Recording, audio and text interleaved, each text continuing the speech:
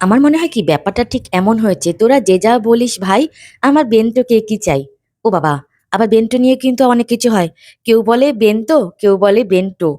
আরে বাবা, নাম যাই হোক না কেন, তোমরা তো বুঝতেই পারছো যে আমি কোন কেকের কথা বলেছি। হ্যাঁ, তোমাদেরই পছন্দের কেকের আরেকটা ছোট্ট ডেকোরেশন নিয়ে চলে আসলাম আরেকটা কাস্টমারের আবদারে। তো দেখো, কেকটা ছিল কিন্তু পুরো চকলেটি না, মিডিয়াম চকলেটি। কেকের বেসটাও ছিল চকলেটি, কেকের ভেতরেও ছিল চকলেট ফ্লেভার। আর চকলেট ফ্লেভার মানেই হচ্ছে আমার কেক তো ট্রাফেল তো থাকবেই। নামেই শুধু চকলেট বলি না, কাজেও তাই দিই, সেটা আমার কেক দেখলেই বুঝতে পারবে।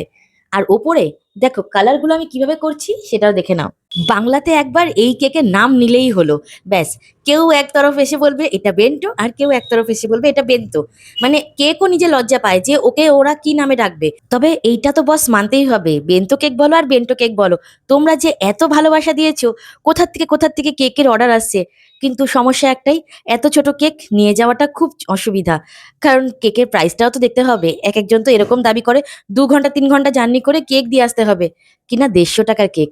আমার পক্ষে তো সেটা সম্ভব না। আমি কেন, কোনো হোম বেকারসের পক্ষে হয়তো এটা সম্ভব হবে না, কারণ আমাদের তো অনেক আরো কাজ থাকে।